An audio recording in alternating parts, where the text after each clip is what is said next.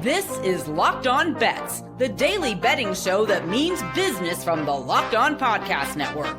Hosted by Lee Sterling and Kevin Rogers, they're dropping fearless picks with an inside edge to put money in your pocket.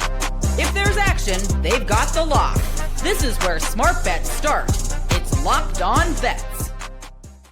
Welcome to the Wednesday edition of Locked On Bets. Kevin Rogers and Lee Sterling of Paramount Sports with you. And as always, we appreciate you making Locked On Bets your first listen of the day here on the Locked On Podcast Network. Got plenty to get to today. Some college football for Saturday inside the Big Ten, UFC. We'll hope everything is kosher this week in Las Vegas as opposed to last week. And also some NBA. And we had a 4-0 night last night in the NBA or in all of our picks. We'll get to that coming up in just a little bit, Lee. But let's get to the late night action out of the gate and a blowout in Northern California.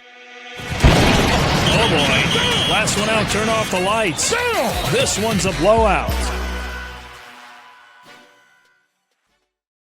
The Warriors make the short trip from San Francisco to Sacramento tonight. After beating the Suns last night, Kings off a long road trip, and Sacramento's a short favorite here. They've had some history in the playoffs, and always it's turned into a nice little rivalry now, these two teams, not too far away from each other. But, Lee, the Kings favored against the Warriors. What do you like tonight?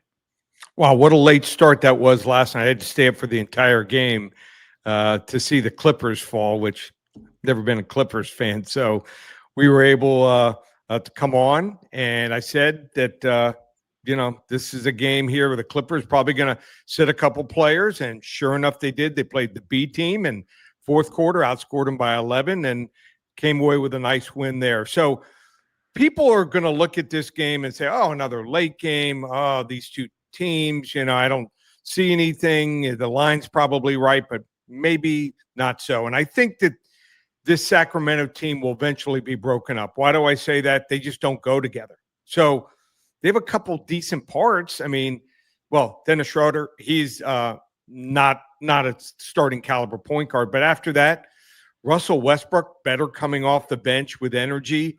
He's like point guard / shooting guard. And then you got Zach LaVine and also DeMar DeRozan. Good scorers, but don't play a lick of defense. And then Domantas Sabonis, I mean, good player, but not much of a defensive player. This team just doesn't play defense. They have to outscore other teams. Now they're going to face a team, Golden State, and people will probably say, oh, line's probably right because they're coming off a game last night. But they won the game pretty easily, and I don't think they were extended. They improving their rebounding numbers as the season progresses here. And Kings 2-5 here in the basement. And like I said, they're in the basement for the reason here. And Russell Westbrook, he scored 26 points in the last game. And that probably means that he's going to be probably shooting out of the gate. And when he starts shooting, one of the worst shooting percentages from three-point land there is. Just not a good shooter, decent driving to the basket. And I don't like their bench at all. That doesn't go together. So Golden State here, pretty deep team here. I like their bench also. Buddy Held coming off the bench, Al Horford, Gary Payton the second here, Kuminga. I mean, this is a solid team. They go 9-10 deep. So I don't mind going with them here on a back-to-backer. So I'm going to take Golden State here over Phoenix, lay the 2.5, 3 points. It's going to be a blowout special right out of the gate. Yeah, Golden State and Sacramento tonight should be a good game, and we'll see if the Warriors can continue. Quick note on the Kings, Lee, that they're coming off this road trip. This was a really tough trip. They blew a lead at Oklahoma City. They lose to Chicago on a back-to-back. We see how well the Bulls have played, and they came back and beat the Sixers last night. They were down early at Milwaukee, and they ended up outscoring Milwaukee in a crazy shootout and then lost at Denver. So really the schedule has not done them any favors so far out of the gate. So we'll see now playing the Warriors once again. And again, I think it's like another bitter rivalry, these two. So it should be interesting, these teams getting up for this game in close proximity. Well, Sacramento also, as a city, they always feel, they won't tell you that, they feel like a second-class city. Like, they've always got to look up, to San Francisco and then also to L.A. So I've been there before. Not much going on except for the Kings basketball. So they've had a couple good runs. I just don't think this team is very good. They put a lot of high name players together, like Westbrook and some of these other guys, but most of them are at the end of their career here. And unless they are just absolutely hot scoring the basketball, like I said, they just don't defend at all. I think Russell Westbrook and Chris Paul are trying to compete for who's going to be on the most teams in the NBA before they retire, trying to hit every single locker room before it's all said and done. So let's look back at last night. You mentioned already Oklahoma City, and you had the Thunder last night. Bit of a slow start against the Clippers, and they ended up pulling away in the second half in that late game. Late, we're out east, so we call it late. Out west, you're normal, and it's fine, but out east, it's late. But Oklahoma City, they're undefeated, and just a bigger picture thing on them really quickly, Lee, besides you having them as a winner, that they're undefeated. No one's talking about them. It's like no one cares about them. And this team won the title last year, and they haven't lost a game since Game 6 of the finals last year. Well, they're like kind of in the middle of the United States. And even though they have a superstar, he's not like as big a name nationally as some of these other players are. So, you got to sell jerseys, you got to sell shoes, and no one says, "Oh, I want to get his, his shoe or something like that." They want to get the Kevin Durant shoes. They want to get some of the other, star players. So he's getting there, and maybe eventually, if they win another title or two, he'll be up there. But it's Oklahoma City. They're it's like when you're driving through the middle of the United States, you stop there and you get a meal at one of these chain restaurants. Probably you don't think of them as doing anything well for anything. So they won a title, great, but they're not the Celtics, they're not the Lakers, not some of these other teams. Even Dallas, which is not a great team this year, has probably more interesting players, and people will turn on the TV and watch them more than they will the Oklahoma City Thunder. So you hit the Thunder. We nailed the New Orleans Pelicans last night. When I say nailed, it was easy, wire to wire, right? I'll tell you something. Following that game, and we had New Orleans, and it closed at -3, I believe, in that range. They won by 4. And the Hornets were up early, and I'm thinking, all right, let this game play out. It's the NBA. Let it go. Yeah. New Orleans ends up taking a double-digit lead in the second quarter. I'm thinking, okay, all right, now we're back on track. It's all fine. Charlotte goes in a 7-0 run in the final minute of the second quarter. So now they're down 2 at the half. And you're saying, come on. And then Charlotte ends up leading for most of the second half. And then New Orleans ends up rallying in the fourth quarter and wins it. So I don't want to say do factor, Lee, but they finally got one. No Zion. It's all fine. They finally got one. Yeah. And like I said, they're not tanking. So they don't even own their first-round pick. So, and it's unprotected. So if it was protected, it might be a different story. We might see like an 0-15 start. I knew they were due to win. So I like them in this spot, playing a team that they could play with, and maybe also a little bit of the due to win theory. So give them credit. They won a game here. They'll probably go another 4 or 5 games without a win. And in college basketball, you hit a winner with Duke. They ended up covering against Texas. That game in Charlotte, the debut of the Boozer twins. Sean Miller loses his debut as the head coach of Texas. And you mentioned yesterday, it's going to take a little while for the Longhorns to kind of get things together. It's kind of a rebuilding process for them in a sense. But John Shire has Duke in a good spot, basically a home game playing in Charlotte, and they end up winning their opener. Yeah, and he challenged, Cameron Boozer. He lit a fire in him. I mean, he started poor. I think he was 1 for 9 to start the game. So, I mean, it was tight going into the half. Texas started off actually pretty well. No, actually, the game was horrible to watch. What am I saying? I think the first 7 minutes, I think the teams were combined 3 for 19 from the field. It was painful to watch. Texas had a little bit of a run, and then Duke came back right before the half and then just took over in the second half. And they also did it with defense. They can switch off, and I talked about that. They can cover almost every one of their players, can guard almost every position. That's very important for John Shire. He gets it, obviously, from Coach K. So it was like a 90-95% crowd for Duke. Did you notice that, Kevin? There's almost no burnt orange in in any of the shots they were showing. So basically a home game, and give Duke credit. They're going to be a tough out team that's talented and going to get better and coach really well. And also, too, when Duke is in the tournament and they always have these in Charlotte or Greensboro or whatever, it's like, oh, we're going to put Duke there. It's not really a home court. They're not playing in Durham. Give me a break. Like, they're anywhere close to North Carolina. They're going to get a ton of people there for that game. So, college football, Ohio in the big Buckeye State showdown. They beat Miami of Ohio 24-20, so they cover the 2.5. And nice little action there. I mean, I know it wasn't a crazy game as far as you didn't have 30 or 40 points scored by each team, but interesting fourth quarter there, and the Bobcats held on for the win. Yep, finally had a game go our way. We've lost a lot of close games. So when you go 4-0, usually you're going to have one game that's close. We had two. We won two easy, and this was one of the closer ones. But home field does matter. Usually in the fourth quarter, that's the difference. A lot of times home field, and thought we had the better quarterback.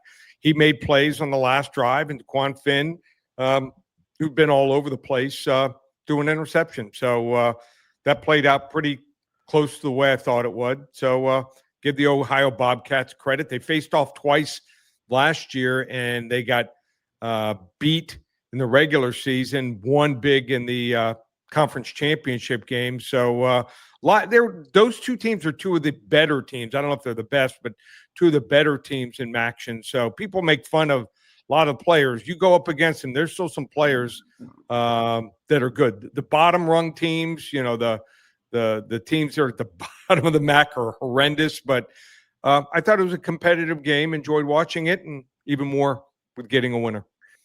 Quickly, before we move on to some other picks, the trade deadline in the NFL and the Jets making some moves. We know their season's in the tank.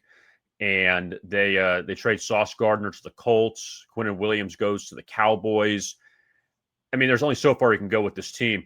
I don't have a problem with it, Lee. I know I'm going to get your thoughts on it, but whenever these teams accumulate a lot of draft picks, it looks good for the moment, but it only matters if you draft players that are going to help your franchise. It means nothing if you get first rounders or second rounders to do any of that. It means nothing if you don't get players that are going to help your team. So right now it looks good because your season is over, and you're going to try to get some value for these guys, and these guys can go elsewhere and maybe try to help. Sauce Gardner can help the Colts. They're playing well, and who knows with the Cowboys. But what do you think about these moves and moving forward with the Jets?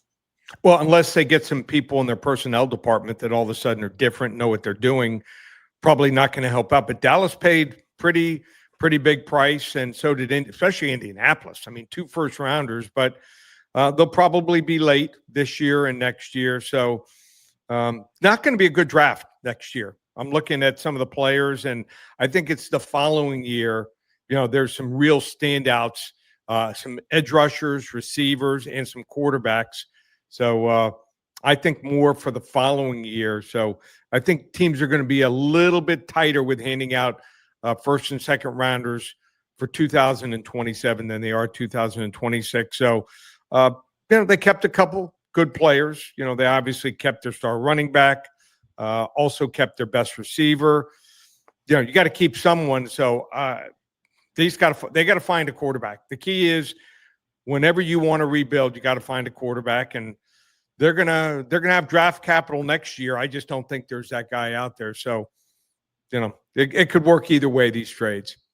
Yeah, and that was the biggest names moved at the deadline yesterday in the NFL, and Week 10 right around the corner with the Raiders and the Broncos coming up on Thursday. Coming up, we do have an NBA hidden gem. We have UFC to talk about, and also big game inside the Big Ten on Saturday that we will hit on as well. That is all straight ahead. You are listening to Locked On Bets. Let's talk now about our friends at FanDuel, and that's right, NFL season continuing, and of course that means FanDuel is an offer you don't want to miss. Right now, new customers can bet just $5 and get $300 in bonus bets if you win. That's right, pick a bet, put down $5. If it hits, you'll unlock $300 in bonus bets to use across the app. And what can you bet on? A lot of stuff. I mean, it's endless at FanDuel. You have obviously the games. You have Raiders Broncos coming up on Thursday. Denver off another big win. The Raiders off a tough loss to Jacksonville. We'll see how they respond coming up this week. Maybe get some value, and you want to money line the Raiders for an upset and get a nice little payout there. But also the player props as well. Geno Smith, you want to look at his passing yards. Brock Bowers, who exploded in Sunday's game against Jacksonville. Maybe look at his receiving yards as well. Maybe on the Denver side with Bo Nix, what he can do against this Las Vegas defense. Also, you have the awards you could bet on. Look long-term at the MVP. Josh Allen of the Bills now playing his way back up to the top, passing Patrick Mahomes as the favorite for MVP at FanDuel. Also, Drake May of the Patriots. He's up there as well, having a great season. AFC champion, NFC champion, Super Bowl champions, the Chiefs, in spite of their loss to the Bills, they're still the favorites at FanDuel. Bills also up there. A lot of big teams up there. Get some value now on these teams before we get later in the season. You can get it all at FanDuel. So what are you waiting for? Visit FanDuel.com to download the FanDuel app today and get started. We continue Locked On Bets here on a Wednesday. Kevin Rogers and Lee Sterling of Paramount Sports. And let's get back to the NBA for tonight's Hidden Gem. To find a diamond in the rough, you need to dig a little deeper for those hidden gems. And Lee, I have hit the last few nights on some sides in the NBA. We're going to go with the total tonight. And I had the Jazz on Monday in their win over the Celtics. Not outright, but I did have them covering. So we're not going to go that far. But Utah is continuing their road trip in Detroit tonight against the Pistons. And I like the over of 232.5. So far, the Jazz on this road trip, 3 consecutive unders at Phoenix, at Charlotte, and at Boston. And in reality, it's been Utah's offense that has struggled because the defense against Boston, they gave 103, but before that, they allowed 126 to Charlotte and 118 to Phoenix. But because the Jazz didn't contribute offensively, those games ended up staying under the total. In fact, all 4 Utah's road games have stayed under the total, but I think it changes tonight against the Pistons, who are off a 114-106 win at Memphis back on Monday. That total was 236 and easily stayed under. But before that, the Pistons beat the Mavericks in Mexico City. That game went over. Against Orlando, they dropped 135 at home. And against Boston as well at home, they had another over. So I think that we'll see some points on the Pistons side. Maybe Utah can contribute as well. But let's go with the little reversal here. We'll see Utah's first over of the season on the road. Let's take the Jazz and the Pistons over tonight as our hidden gem.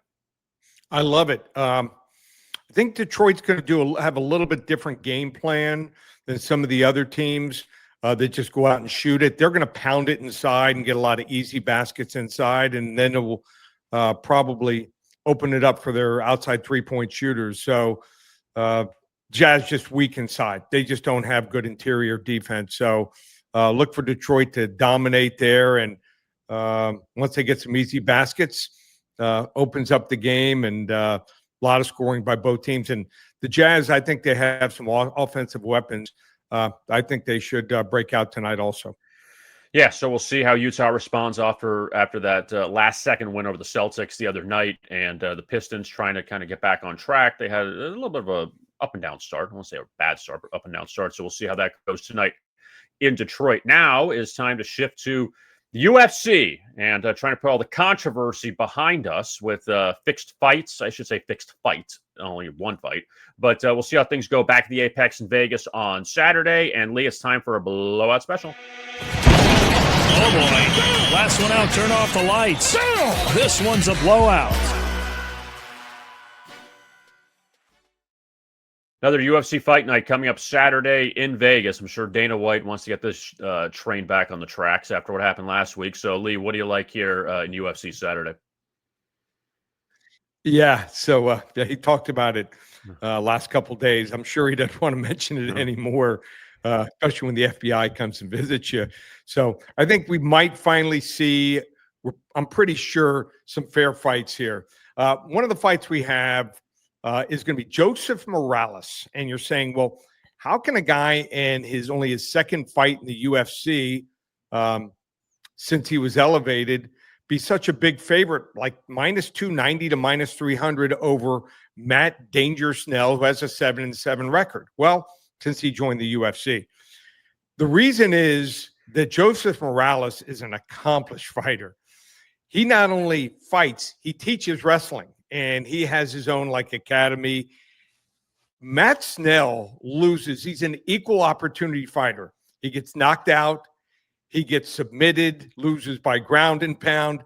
7-7, but I'm like 95% sure that all 7 of his wins were against fighters that are no longer in the UFC. So anyone who's decent, he loses to, and he can lose in a variety of ways. And when he wins, it's against bad fighters here. So Joseph Morales, I believe, will probably try to take him down almost all 2 or 3 rounds if it goes that long. He also can submit him extremely well.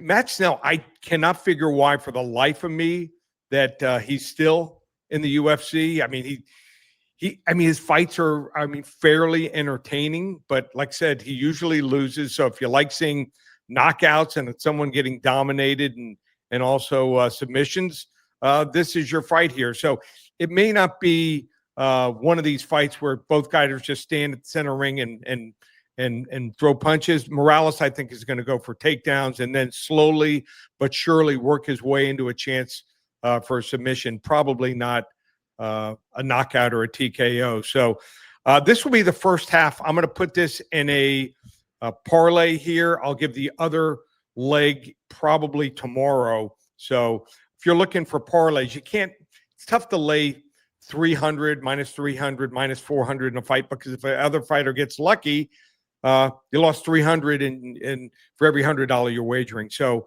we're going to put the first leg together here. Joseph Morales, minus 290, minus 300 here over Matt. He calls himself Danger Snell. It's going to be my second blowout special of the day. All right. Hopefully everything is good on Saturday and we have no issues, but I think that was probably a one-off last weekend in UFC. So we'll see how that goes coming up this Saturday. So we will get to also on Saturday, college football, the Big Ten, and we will get to Oregon and Iowa. That is coming up next. We'll take a look at that matchup. We'll see if the Hawkeyes can pull the upset at home or if the Ducks can keep rolling on the road. And that is coming up next. You're listening to Locked On Bets.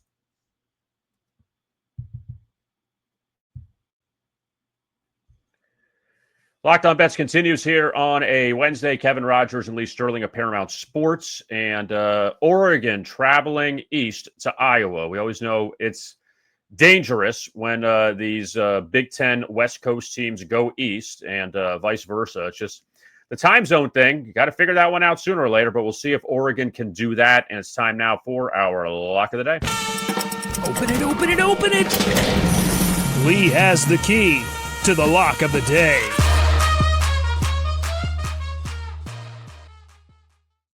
So the irony so far behind Oregon's season is talking about the travel from, well, the only one that complains is Lincoln Riley, really. But the travel from west to east, Oregon loses at home to Indiana, but they went to Northwestern and won. They went to Penn State and won double overtime. They blew out Rutgers. That game could have been played in Bulgaria. They still would have won the game easily. But they're going to Iowa, and this is their last East Coast trip of the season for the Ducks lead because the final game is at Washington. So obviously that's close, and they did that for years in the Pac-12. But they're taking on Iowa this week. We know Iowa doesn't score a lot, but they're good defensively. So the Ducks a 6-point favorite here on the road. What do you like here? So the travel, I think, is a little mitigated because it's a central time zone. It's not like they're going to an Eastern time zone. So it's 2 hours difference. I believe, I'm almost sure it's a mid-afternoon game. So it's not like they got to play 12 noon Eastern, which would be 11 a.m. 10 a.m. for them. So I just think that's not going to play into this game. Also, the last couple games, they weren't tested at all. I think they were looking forward to this game. Iowa, people, think is a good team, not a top-tier team, but a team that's always tough to face. Good defense here. Their offense is actually, numbers-wise, improved. They're plus 25 points, scoring in 5 of the 7 games this year. But the numbers are a little bit deceptive here, as the 41 points they scored against Minnesota, they only had 274 total yards in that game, and pretty much fueled by the 3 turnovers they got here. I do like the Iowa second-year offensive coordinator, Tim Lester. He is an improvement here. But Oregon, I had them as one of the top 3 teams. I just think they had one of those games against Indiana. They weren't ready. Indiana played the best game of the year by far, and they got punched in the face here. They are top 6 scoring on both sides of the ball here. And if you watch the Penn State game, and Penn State was at full strength at that point. They had not lost their quarterback. The game was at Penn State. They were up by, I think it was 17 points near the end of the third quarter and totally dominating play. And they relaxed a little bit and allowed Penn State to get back in the game before they won it in overtime. I still think this is a very good team. I don't know if they have that one receiver, that one running back that scares you like a couple times in the past, but a lot of really good ones. And I like their quarterback, Dante Moore. He could be a top 5 pick, 2017 draft. So this is a very talented team here, and I think they were kind of going through the motions after the Indiana game, and they'll get back up for this game, USC and Washington, and look out. They might be a team that makes the semifinals and makes a run to win it all. So number is pretty good here. Only got to lay 6 points here. Under a touchdown. I like the Oregon Ducks here over the Iowa Hawkeyes. It's going to be a level 2 lock. And just quickly on that, Lee, Oregon was put in a tough spot, I feel like, last year in the playoff that they didn't get the home game. Then they're facing Ohio State, your first game. That's not disrespect to the other teams like in Arizona State or something, or like these other ones, but like that's who you get, the team that you barely beat at home, a conference rival. So I must feel like if Oregon can get a home game in the playoff, that would be way more helpful, because then at least you kind of get in front of your home crowd. It's going to be your final game of the season at home before you got to go to neutral sites and then go from there. That you're kind of thrown into that first neutral site game, and Ohio State's played a game. You're like, this is a tough spot, and they got blown out in the Rose Bowl. But I think for Oregon now, you're right, a little more under the radar this year, not as much as last year where they've kind of been the team to beat. Yeah, might be playing with a chip on their shoulder too. So I like teams that have an edge, and since they already lost the game, a little bit easier to coach. Dan Henning, a team that's lost a game, that's feeling great about themselves. Everyone's patting them on their back. And when they had to face Ohio State, I mean, that was one of my biggest plays of the year in college football last year. It was a bad setup after barely beating a team at home. And then Ohio State, give them credit, they had a great game plan, totally changed around their defense for that game. So Oregon's the team pay attention to over the last 4 or 5 games. Got a lot going on, Lee. It's Dovember, as you like to call it. Week 10 of the NFL up ahead. College football continuing with more games tonight and then going to a big weekend. So what's going on with Paramount Sports? Yep. So they want to get involved with Paramount Sports. We got a couple different options. You can get our Lee's NFL Sunday Golden Ticket, 5 selections each and every Sunday. Been red hot the last 7 weeks, 27-8 on those games. So 3-2 last week. Had a couple games that probably could have even gone our way and could have been 4-1 or 5-0. So you want to get Lee's NFL Sunday Golden Ticket, 5 selections for the next 4 weeks. We're 27-8 over the last 35 games. And then also, we don't call it November, call it Dovember. Get everything through the end of the month, normally $497. If you use coupon code SAVE200, just $297, you're going to get games like tonight. You get action game. You can get all kinds of other action. The American, bunch of these other conferences are playing Tuesdays, Wednesdays, Fridays, and we even released a game Monday and Tuesday night. So you want to hop on board. Everything's up and available. Just one place, ParamountSports.com. And don't forget to like and subscribe to our YouTube channel, Locked On Bets. Also catch more shorts from Lee Sterling as well. So we'll have more selections there, less than a minute, and you get a winner on that channel, Locked On Bets on YouTube. And also our podcast as well, Spotify, Apple, wherever you get your podcast. Just type in Locked On Bets. For Lee Sterling, I am Kevin Rogers. We'll talk to you again coming up on Thursday, NFL Back Thursday. Looking forward to that. I am Kevin Rogers, and we'll talk to you again tomorrow right here on Locked On Bets as part of the Locked On Podcast Network.